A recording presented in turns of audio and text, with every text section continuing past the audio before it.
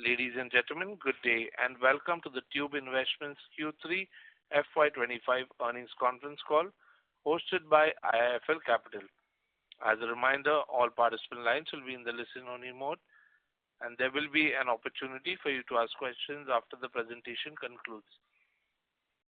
Should you need assistance during the conference call, please signal an operator by pressing star then 0 on a touch-tone phone. Please note that this conference is being recorded. I now hand the conference over to Mr. Anupam Gupta from IIFL Capital. Thank you, and over to you, sir.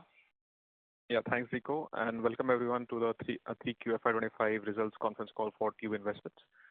From the management, we have Mr. Vellayan Subbiah, Executive Vice Chairman, Mr. Mukesh Ahuja, Managing Director, Mr. A.N. Meyyappan, Chief Financial Officer, Mr. Jalaj Gupta, CEO, TICMPL, Mr. Gopalakrishnan, CFO, TICMPL, Mr. Shivdeep Singh Jammu, Division Head for TPI, Mr. Sivakumar, Division Head for Metal Form Product Business, and Mr. U. Rajagopal, Division Head for TICI. To start off with, I'll hand it over to Mr. Vellayan Subbiah, and post that we can move over to the Q&A. Over to you, sir. Thanks, Anupam, and good morning, everybody.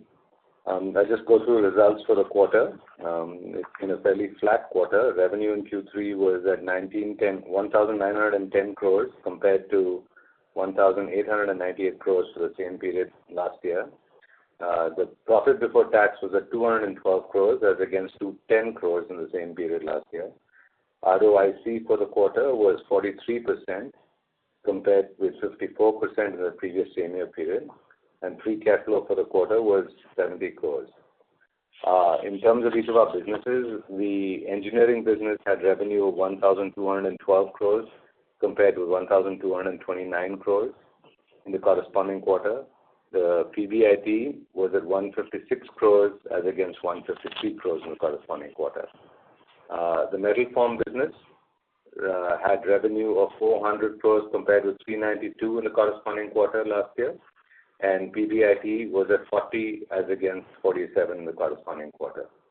Our bicycle business had revenue for the quarter of 142 compared with 147 in the corresponding quarter, and the loss was at negative 1 crore as against 8 crores in the corresponding quarter. Others had revenue of 252 compared to 219. And PBIT was at 11 compared to 14 in the corresponding quarter. At a consolidated level, revenue for the quarter was at 4,812 as against 4,197 in the corresponding quarter. And the profit was at 427 as against 395 in the corresponding quarter of the previous year. CG Power, a subsidiary in which the company holds a 58% stake, had a consolidated revenue of 2,516 crores as against 1,979, and the profit before exceptional items and tax was at 335 as against 264 in the corresponding quarter. Shanti Gears, in which the company holds a 70% stake, had revenue of 158 crores as against 126 crores in the corresponding quarter, and profit before tax was at 35 crores as against 24 crores in the corresponding quarter of the previous year. So, Anupam, let me stop with those comments, like you said, and we'll be happy to turn it over to everybody for Q&A. Thank you very much. We will now begin the question and answer session. Anyone who wishes to ask a question may press star and 1 on the touchtone telephone. If you wish to remove yourself from the question queue, you may press star and 2. Participants are requested to use handsets while asking a question. Ladies and gentlemen, we'll wait for a moment while the question queue assembles.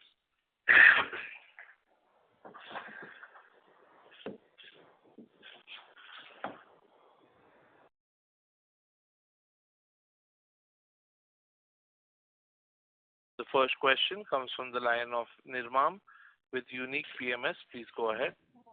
Yeah. Hi, sir. Thank you for the opportunity. So my question is, we have seen that the market leader in EVs has shifted the entire scooter portfolio in chains. So are we present in this market? And do any of our OEM customers also plan to shift their EV scooters to the chain drive? So as of now, let's say development stage, which maybe let's say even IC scooter earlier as well as EV scooter is not using the chain both. But however, there is one OEM which is working for converting the belt into the chain, but that is at initial stage of development. Okay. And so does this also bring back a focus to the this chains market, given that chain might not get obsolete with EV?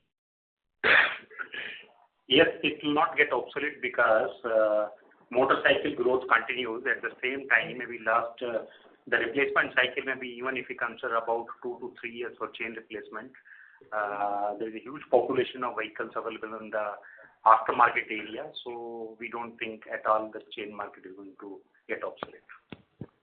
Okay, sir. Yeah, thank you. That's it from my side. Thank you. The next question comes from the line of Anupam Gupta from IIFL Capital. Please go ahead. Yeah, thanks for the opportunity. So the first question is on the clean mobility business. If you look at both the three-wheeler as well as the truck side, the Vahan data suggests that the volumes were up Q1Q for third quarter versus second quarter. But the revenues have seen a decline Q1Q, 146 crore going to 127 crore. So what explains that difference in the revenue side of it? Yeah, so our volumes I'll talk about the three-wheeler business. Our volume for Q3 were the same as our volume for Q2, whereas the TIV, there was an increase of about 19%. And this increase was primarily on account of festive season like Diwali, etc., where the impact is more in the north and the west states, whereas our stronghold in terms of the market presence is more in the south states. So we held on to our market share in the south states, and that explains as to why our growth was not in line with the growth of the TIV, which was led primarily by the north and the west states. This is on the three-wheeler business, but our volumes were the same for Q2 versus Q3. As far as the truck business is concerned, against 42 trucks which were commissioned or delivered in quarter 2, we were able to do 36 numbers in Q3. So combination of these two explains the drop in the top line for Q3 vis-a-vis Q2. Understand. Okay. And what would this be the main reason why the losses would have also gone up, or losses also has a component for the new launches which are coming up? Yeah, this is Gopalakrishnan. Basically, in three-wheeler business, the PM E-Drive, the incentive benefit got reduced. Earlier, in Q2, it was 50,000 per vehicle. As the quantum of the eligible vehicle limit got exhausted, industry per se, I'm saying. There was a reduction in incentive benefit by 25,000 rupees per vehicle. So it was having some impact.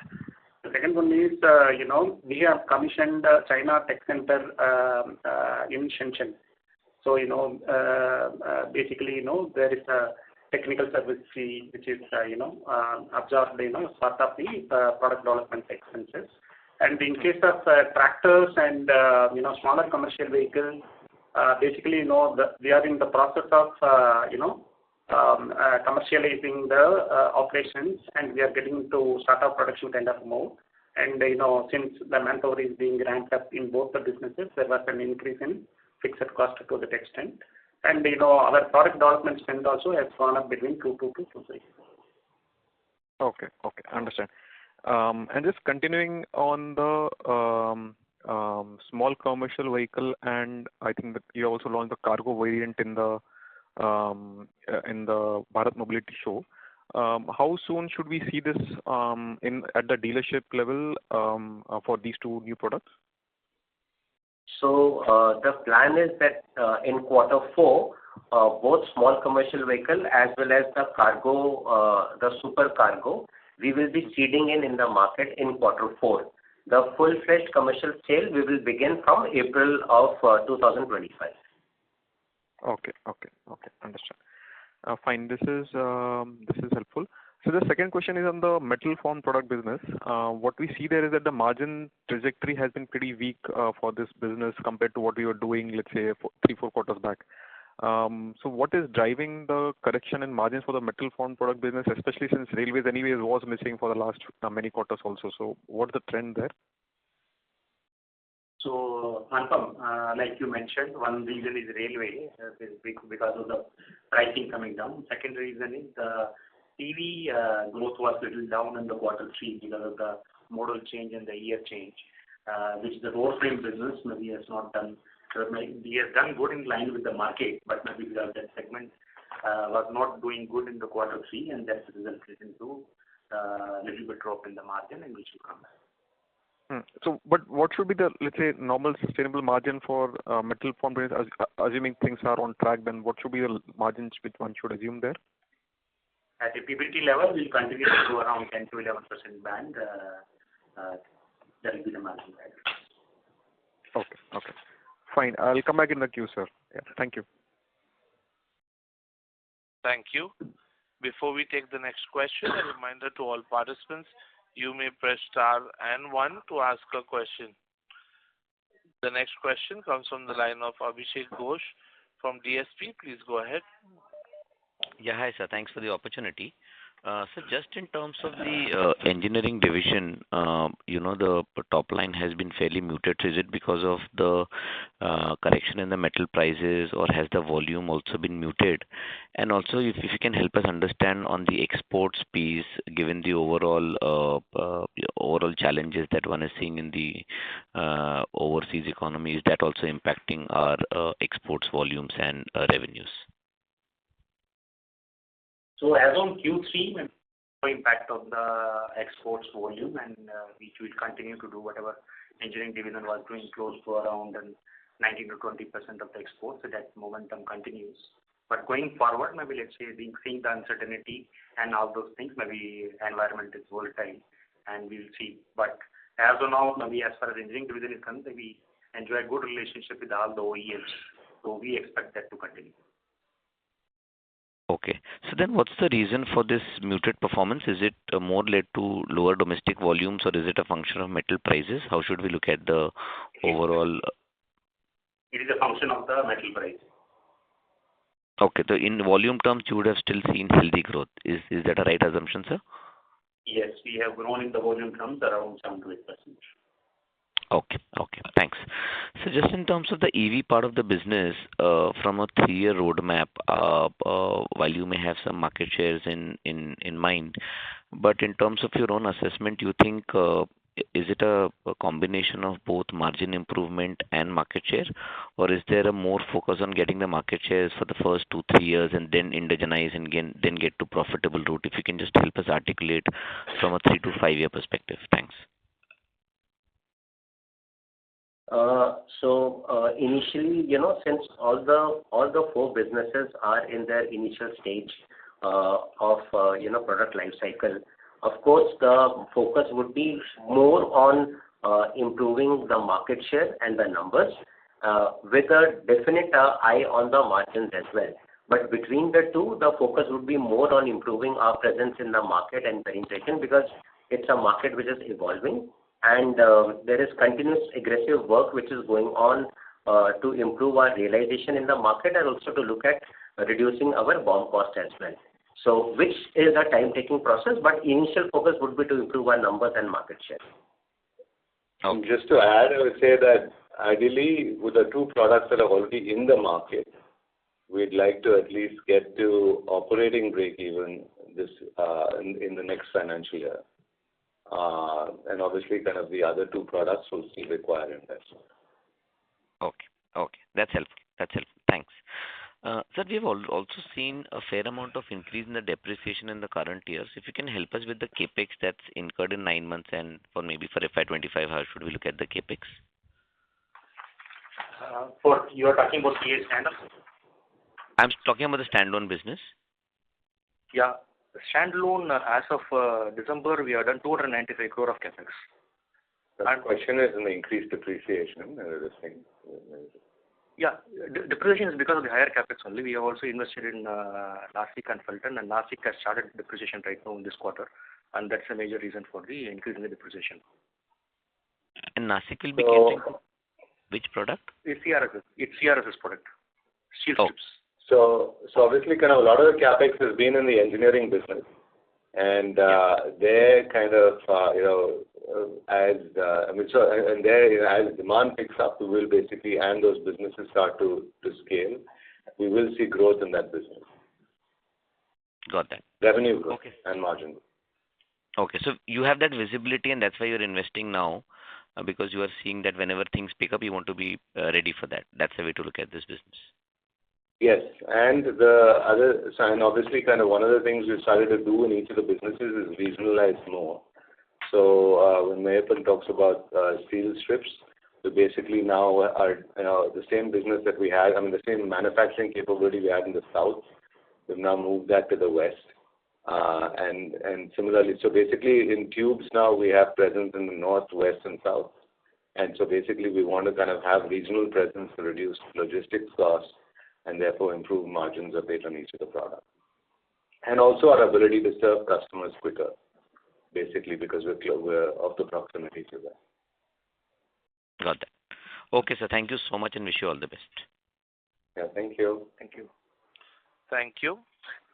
The next question comes from the line of Jeetu Punjabi from EM Capital Advisors. Please go ahead. Hi, thanks for this. William, I have a question for you, which is a bigger picture question. You've seen a slowdown across the entire segments, all segments of the economy and the business. You're seeing a lot of pressure across, even globally, you're seeing cyclically things are weaker. How do you read it in terms of what are the things that you would be doing to neutralize it, to differently, and kind of think through how do you navigate the next 12 months in your mind, and what would you do differently? Yeah, so, I think again we got to, our preference in some of this is to take a slightly longer term view, right? And I do believe that longer term, things are still intact, obviously kind of there are macro uncertainties with what's happening globally, especially with kind of the changes in the US. But, I think as far as we are concerned, the thesis remains kind of intact, which is like, the core businesses, we need to look at a certain amount of diversification from them because otherwise we do see challenges in kind of in maintaining the levels of growth that we're used to. But I do think that, the broad thesis is continue to invest, diversify a bit, right? And, things will continue to kind of support the growth. I especially think in India, things will continue to support the growth. And I know there have been some negative reports of late, but I feel that India has enough strength to go into to areas of growth, especially using India as a domestic consumption base and then using that as a way of getting to global markets. So I don't think that thesis is fundamentally. I still think that thesis is intact. Jesus. Okay, and is there anything like in this environment? Would you do anything differently? Like, is the communication to the operating teams any different, or are you looking at newer opportunities where you think there's going to be more tailwind that is going to be more exciting going forward because of whatever changes the environment is seeing?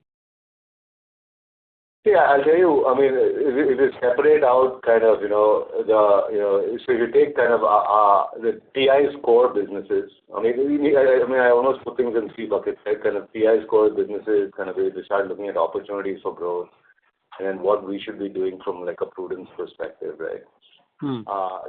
TI's core businesses, obviously, what the numbers are reflecting is kind of a level of flatness where we would have expected kind of, more growth in the third quarter.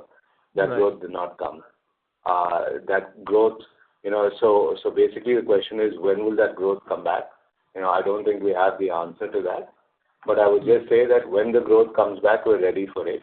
Now, so from that perspective, kind of, I always think that timings for expansions can never be perfect, but the important thing is that we kind of have, expansions in the ground now on the engineering business, which will be able to kind of, make use of that growth when it comes back.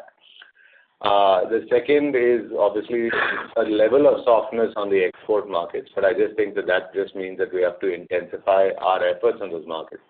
Because I definitely think that the export markets, have to be a growth sector and will continue to be a growth sector for India. Third, in terms of new opportunities and how we look at them, I think my broader concern is that a lot of the new opportunities, especially we look at inorganic, tend to be kind of very, very steeply priced right now, right? So I don't think it's a time to kind of get into too much of that at this stage, right? Because of kind of the pricing of kind of where most opportunities or assets are today. So I don't know if that covers broadly. No, that does. In fact, the point I was also trying to check is, are there acquisition opportunities in this weaker environment that might be there? And I hear you say that they're not priced rightly yet. That's correct. Okay. Thanks so much, Veli, and good wishes to you and the team. Thank you. Thank you. A reminder to all the participants, you may press star and 1 to ask a question. The next question comes from the line of Jinesh Gandhi from Ambit Capital. Please go ahead. Yeah, hi, sir. Continuing on the export side, so given that there are talks of increased tariffs in US, can you first talk about what is our exposure of exports to US, and secondly, how do we see this opportunity from the US market perspective, given currently India at least is not a part of those tariffs being put on. So how do you see that opportunity? So maybe particularly as a company, we do about 35 to 40% exports to the US market, and but the relationships are a little longer. Maybe half of those relationships are with the OEMs, which require the long product cycle for the approvals and all those things. We don't see a challenge there. But coming to the balance, it's distributor side. Maybe it depends on how the tariff plans out to be going forward, which none has the answer, and we are watching for it. Okay. But currently our exports are largely driven by engineering business. Do you see opportunities in other segments as well, like metal form and industrial chains as well? Yes, we see opportunity in the other parts of the segments. One is the bicycle business. We see the opportunity for bicycle, as well as in the metal form part, we see opportunity.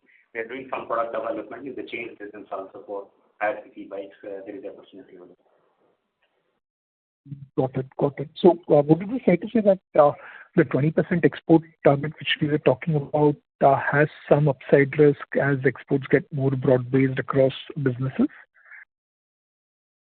So, like Mr. Vellayan was mentioning, we are ready maybe in terms of the capacity for maybe domestics as well as this exports market, and work is on the product development side. And like Vellayan said, that area of growth opportunity lies still in the exports in vehicle. Got it. And second question pertains to the ELCV which we showed at the expo. We were also taking bulk orders there, and so any feedback from your dealer partners and the order booking which would have taken on the ELCV? So there were memorandum of understanding which were signed with the logistics provider, and those were for the deliveries in the next fiscal. As I said, as an answer to the previous question, in Q4 we are planning to seed in vehicles with some of these customers and other customers as well. So it is right now premature for any feedback on the product is concerned, but as far as the overall appearance, aesthetics, and the looks of the product is concerned, from Auto Expo, we have got a very, very positive response from all the stakeholders, from customers, financiers, dealers, and even the competition as well. Okay, but any quantum of MOUs signed in terms of number of deliveries which are planned for FY26 based on the MOUs? It is not too early. Yeah. It will be premature to comment on that. But we have a decent number of MOUs which has been signed. Got it. Okay, that's all from my side. Thank you. Thank you. A reminder to all the participants, you may press star and one to ask a question. The next question comes from the line of Rushabh from RBSA Investment Managers. Please go ahead. Hello, yeah. The first thing I just want to understand, we are expecting some certifications in the medical devices for the export market. What is the status and what is the expected growth trajectory here? I think it's slightly below what we were expecting earlier. Sorry, that's because of the name change of the company, which has taken a quarter or two extra. We expect that entire CE certification to get over by Q4, and after that we expect a good growth because customer relationship by the CE certification is happening. It is already getting built up parallelly, so we expect that to give a good growth credentials going forward. And my second query was to Mr. Vellayan. I just want to understand from your end, what is the reason for the acquisition of this Uber Group through this private investment arm rather than any of the listed entities? And my related query was, what is the framework to decide what type of businesses or sectors would be done to the private arm versus the listed entities? Just a broad thought process. Yeah. So I think the broader way to look at it is one of business platforms, right? Which is, if a platform is in a totally new segment, then it will not make sense to kind of do it in one of the public entities that are basically, so for example, I would see, TI is kind of predominantly, TI was predominantly kind of auto, and then we have some industrials in it. But when we look at an area like inks and chemicals, which is totally process driven and kind of chemistry driven, it doesn't fit in any of the existing platforms today, neither is it in Chola. So if it's a new business platform, we will do it outside of the listed company. But if it's something that in the existing platforms, then we will do it within the platform. So would the promoter family have sufficient bandwidth, given your full involvement in the listed entities? Is that not a concern? Given you might acquire more entities in the private arm as well. So how do you see this? No, absolutely. I think the bandwidth question has always been asked. I think, in all honesty, the bandwidth question was asked, even when we kind of, were growing one company at a particular pace. Then it became two, then it became three. But I think that even, if we don't grow from a leadership perspective, it's basically the opportunity that the country offers today, right? That, that there is that level of growth. And if you believe that, we are growing as leaders, then we have to be able to handle additional bandwidth, right? That's part of the process of growth. Okay, sir. Thank you. And obviously, what we've done at that point, if we look at how it started, at one point, I was running Chola or I was running TI. Now each of the businesses have their own CEOs. And we have a whole structure to basically kind of support the level of growth that we aspire to. That's very much helpful. Thank you. Thank you. A reminder to all participants, you may press star and one to ask a question. The next question comes from the line of Salil Desai from Marcellus Investment Managers. Please go ahead. Thank you. Hi, gentlemen. My first question is on the three-wheeler volumes which were impacted by the subsidy regime undergoing some changes in the quarter. Now, given where we are in terms of the visibility. Sorry to interrupt you, sir. Sir, may I request that you use your handset, sir? Your audio is slightly muffled, sir. All right. I hope it's better now. So my question is, on the subsidy regime change which kind of impacted the three-wheeler volumes. So given where we are today in terms of visibility on availability of some of these subsidies, where do you see volumes, say the next 12 months or so?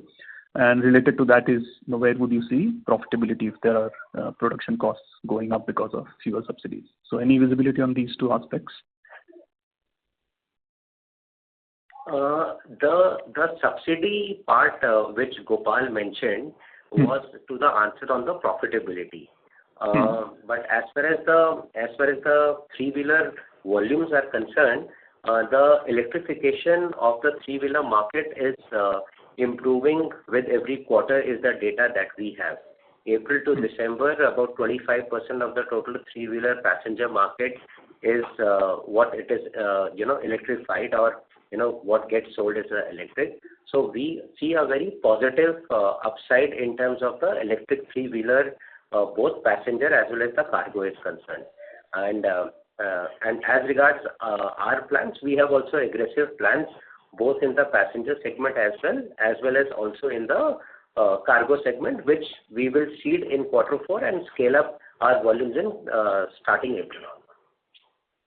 Right. And how does the profitability get impacted given whatever changes you would see the subsidy regime goes through? Yes. So that would be a challenge industry-wide, not only for us. Broadly, what we look at again, right, is what I think what we are targeting in the next financial year is to see if we can get to operational break-even in that business. And this target is irrespective of whatever the external, in the sense the subsidy regime would be. That's correct, right? So we're already kind of beginning to understand and factor in what we think we will get off the subsidy, because that's very clear for three-wheelers. Right. And then basically make our plans around that, both in terms of volume planning and what we need to do on the cost side to deliver on it. Got it. Secondly, on this China tech center, if you could throw some more light on what the plans are, and if maybe an example with where this could benefit you in terms of whether it is so I think pricing, it's a very product. early investment at this stage, so it's too early to kind of even figure out. So it's an early investment at this stage. So I think let it develop, and then we'll have more comfortable giving commentary on that. Sure. And lastly, in terms of funding available at TICMPL, I'm sure in the numbers fundraised were pretty large amount, but now we have, I think, from a losses point of view, almost 650 crores till date. And if the current quarter is say 100 that you could expect the next couple of quarters, then if you could just give us a sense of where or how much funding is remaining, any plans to maybe look at some more de-risking? So we feel fairly comfortable that we have enough runway for at least 2 more years. For at least 2 more years with the funds we have. All right. Okay. Thank you. Thank you very much. Thank you. The next question comes from the line of Nishit Jalan with Axis Capital. Please go ahead. Yeah, hi, thank you. Thank you for the opportunity. Well, my question is a top-down on the whole electric vehicle space that you are looking to enter. I think we started into this business in the last 2 years and have made reasonable progress in some segments. So just wanted to hear your thoughts. In the last 2 you would have made certain plans when you started this business. Do you think you are on track, or there have been some disappointments on an overall basis? And still wondering, trying to understand what is the right to win of Tube in this business, right? Because incumbents have now started, even in the two-wheelers we have seen that happening now. In three-wheelers also, I think Mahindra, Bajaj and all are doing fairly well. So just wanted to understand what is the right to win for Tube, or why will Tube succeed? What will make Tube succeed in these segments? Yeah, so some thoughts around this one. Thank you.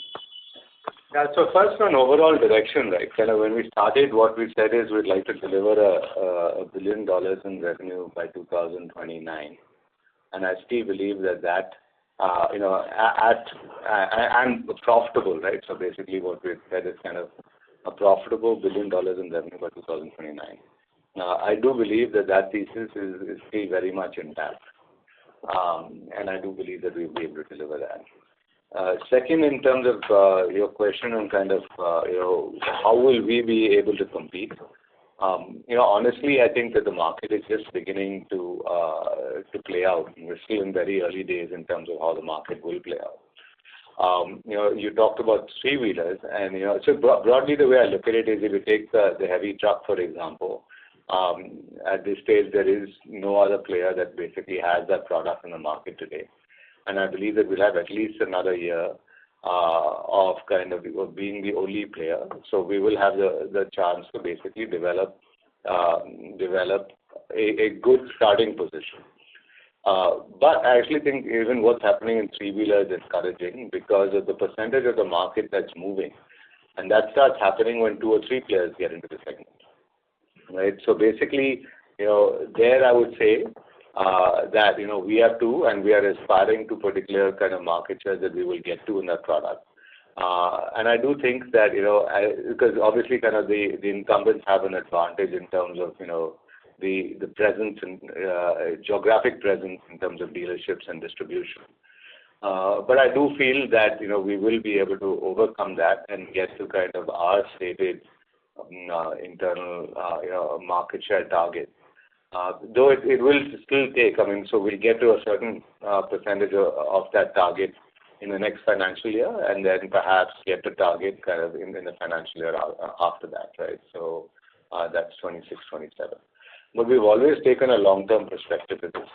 And I do feel that, the thesis is totally intact from that perspective as well. Okay, thank you. Just one follow-up here. I think a few quarters back in the phone call, you did highlight that right now you are doing more of an assembly, and over a period of time, the idea is to build R&D capabilities in the battery pack and some of the other components. So just wanted to understand, where are we in that journey? How have we increased our R&D team? Any particular components where you think we have started to build in-house capabilities, especially on the BMS battery pack? Any of these components where you are very close to getting them in-house? Yeah, so just to give you a sense now, we have over 250 people in R&D. And to start, just talk about components and what we're beginning to do at a component level. So for pretty much for the truck, and I would say for the truck, all battery packing is basically going to be done in-house. And for the small commercial vehicle as well, we're going to do batteries in-house for ourselves, battery packing in-house for ourselves. So that process has started. But I think the more relevant thing is what happens at the component level. And we've now taken a 2-year path to basically where we believe that a lot of the control units, right, whether the MCUs, the VCUs, the telematics, a lot of that, will be developed. We will have our own capability. So the development process for that has started. And I do believe that that's going to be a significant advantage, because once you get to your own capability there, both on the hardware and software front, both from a cost perspective, because those components are significant in terms of the BOM, and from a market advantage perspective, having your own capability there will be a huge differentiator. Thank you so much, and all the best. Thank you. Thank you. The next question comes from the line of Prolin Nandu with Edelweiss Public Alternatives. Please go ahead. Yeah, hi Velanji. Thank you for giving me this opportunity. A few questions from my side. The first is, while you mentioned that on, let's say, TI3 and some of the inorganic growth opportunities, valuations are quite expensive. But when we look at the TI2 part of our business, do you think in, let's say, next couple of years, you want to focus on scaling up the business where you have already seeded some investment into, or we will hear something in some of the new segments as well? And within that investment which you have already seeded, which is the business which you are most optimistic on in terms of the size and profitability part? Yeah, so so first off, I think what you stated was correct. Was a lot of the focus is going to be on on growing the existing businesses that are part of TI2. But I think in terms of your question on which one are we most optimistic about, I'd like to say that we're fairly optimistic about all the businesses. Obviously, there are different growth rates, right? And kind of, I would say, so there you have TI Clean Mobility that is further along on that growth journey. And that's why I said that, it becomes quite important for us to look at achieving that operational break even on a couple of businesses there. Because then that gives us further impetus to push it into the next level of growth. But, obviously, we're fairly optimistic about all the businesses going in. Sure. Thank you. And on the again, on the investment side, right, as to how you decide between your public companies and your private arm.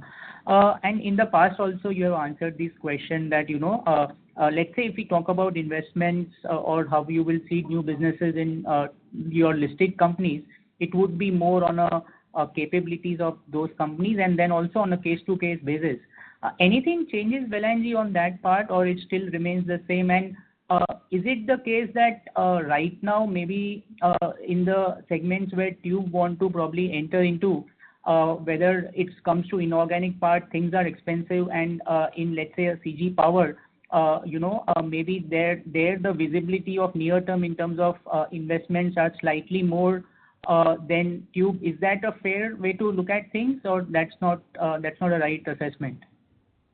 I think you already came back to, you answered it a bit in terms of saying that, like right now the focus is more on the TI2 part, right, kind of from TI's perspective. And we've got enough. So, I mean, obviously kind of, this is one of the challenges where depending on what we did, investors would also ask us the counter question, right? If we got into like 7 new verticals within TI, then the question would be, why are we getting into 7 new verticals, right? So definitely kind of the focus now needs to be to deliver on the current businesses we've got, right? What I've always said is kind of, at best, we can add one more vertical to TI. But otherwise, kind of TI has its hands full with the current businesses, and our focus needs to be on how we grow these businesses. Similarly, you can see from CG, we've made 2 big investments there. The semiconductor, both on the packaging side as well as the design side, kind of, and so basically, once you've got in, then I think the focus needs to be on kind of growth within those segments versus adding new verticals, right? And so that is that comes back to the thesis on why we would not distract some of those companies with new areas versus keeping it in private entities. Sure. That's it from my side, Velanji. Thanks a lot and all the very best. Thank you. Thank you. A reminder to all participants, you may press star and 1 to ask a question. The next question comes from the line of Anupam Gupta from IIFL Capital. Please go ahead. Yeah, thanks for the opportunity again. So just a couple of questions. Firstly, on the EV business, in one of the calls, I think a few quarters back, you had also mentioned that exports can be an opportunity for EV business as well, given the sort of costing we are able to achieve for trucks here. So how do you look at that exports for all the 4 categories which you are looking at, let's say in the next 2-3 years? Do you plan to go outside India for these products as well, or how do you look at that? Yeah, so I would say that the first thing, Anupam, is, so we are exploring, but, I would actually say that, so definitely with a 2-3 year horizon, yes, I do believe that we will look at it. But like I said, first is to establish a good, solid position here. But you're definitely right, in a 2-3 year horizon, we will look at that as well. Understand. And the second question, if you can just quickly update on the 2 things. So it's just a small investment. So it's a Moshine, if there is any change we have been able to achieve so far, given the tough market, and also secondly on the optical lens business, if there is any update on that. So Moshine, we have not been able to. I mean, we've not been able to kind of, and honestly, kind of the whole electronic segment continues to be a segment that, I would honestly say that we've not been able to have that much success at. So the Moshine business definitely, it was a small investment, but, we've not been able to basically get it to any scale, predominantly because we still see a lot of that supply chain is controlled and managed by China in China. And so I think that's definitely been a huge learning for us. On the lenses side, I think it still continues to be an area we explore, but it's definitely going much, much, much slower than we thought we could basically kind of scale. And that's predominantly, again, I would say around learning curve on some of the new businesses and our ability to get some of these new businesses up to productivities and yields that allow us to get to the cost points of the Chinese. So Moshine, we understand that it's supply chain tough to break in, but optical lens, is it more of a production issue, or what is the issue which is plaguing the scale up here? So there are a limited number of customers, right, that are basically willing to just source at a lens level from India, right? Okay. So basically we have two choices. One is to kind of double down and go into the lens modules also ourselves, right? And then be able to kind of get to a lens module, a full camera module, and then be able to sell that to a customer. So that is one choice. The second choice, obviously, is to just sell the lens to people who will then assemble into a lens module. And that's where there are limited customers. And that's the path we've been taking now versus basically going all up the chain to the camera module, just because we don't have the comfort, again, like I said, to match Chinese pricing, so that and if we don't have that comfort, we don't feel comfortable yet making that capital investment, in going all the way to camera module. So we want to basically see if we can get to efficiency levels with the limited customers we've got, right? That then would give us comfort that we could expand on this product. But till then, we're not going to be able to expand on this. Sure, understand. Yeah, that's all from my side. So thank you. Thank you. Thank you. The next question comes from the line of Samyak Jain with Marcellus Investment Managers. Please go ahead. Hi, sir. Thanks for taking my question. Just two questions on the EV distribution side. Firstly, can you please update us on the latest dealership counts, and what is our target to take it for FY25 and FY26? Okay. So for three-wheeler business, we have 88 operational dealers, and we are planning to wrap it up aggressively and maybe look at 100 plus dealer by end of this fiscal. And we have aggressive plans for the next fiscal, which may not be appropriate at this point of time to share. When it comes to our small commercial vehicle business, we have issued about LOIs in about 15 cities, and we hope that those dealers will be operational by the end of this financial year. For the tractor business, likewise, we are looking at about 10 dealers by the end of this financial year. So this is about the three businesses where we are going to operate through the channel. Understood. And sir, in terms of your expansion plans of the dealerships, are you prioritizing any particular geography like the north, east, or west, or is it we are expanding pan-India level? So how do you think about in terms of expanding the dealerships, prioritizing or throughout India? Yes, so it is varying from business to business. So, for example, in tractors, we have identified the states where we will be primarily operating in based on various factors, and it is those states that we are focusing in, as far as expansion of channel is concerned. Likewise, for small commercial vehicle business also, we have identified cities and geographies where we feel that electric small commercial vehicle will have a very natural pull, and therefore those are the cities that we will be focusing on. So it will all depend on which are the priority market and states, and accordingly our network strategy will also get driven by that. Understood, sir. That's it from my side. Thank you. Thank you. Thank you. The next question comes from the line of Vipul Kumar Shah with Sumangal Investment. Please go ahead. Hi, sir. Thanks for the opportunity. Sir, what will be the capex for electrical vehicles for next year?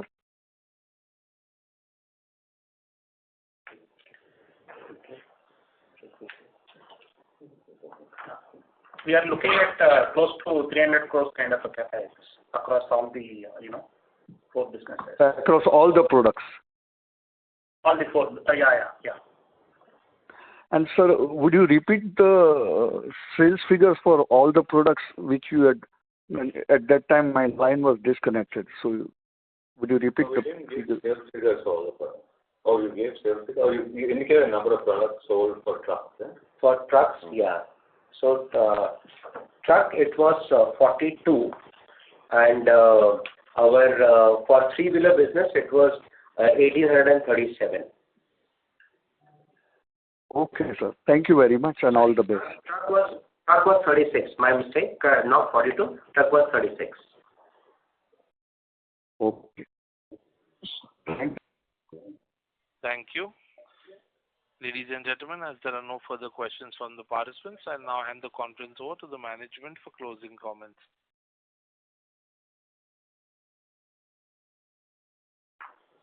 Yeah, no, I think from our perspective, we,